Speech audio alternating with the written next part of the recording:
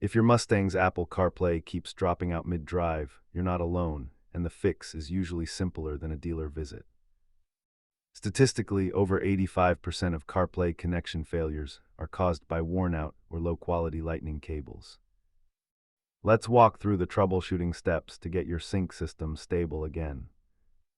Start by soft resetting your sync system and clearing the Bluetooth cache on your phone to remove any software glitches. If software isn't the issue, we need to look at the physical USB hub inside your center console.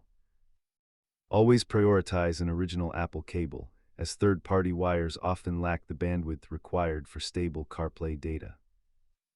Most software issues are solved with a master reset, but persistent drops usually mean it is time for a new USB hub. As you can see, simply swapping your cable solves the problem for the vast majority of Mustang owners. A master reset is your last software resort. It will wipe your saved radio stations, but often clears deep-seated bugs.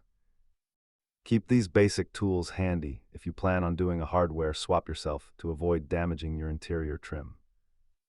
Before you spend money on parts, ensure your Ford Sync firmware is fully up to date via the official portal.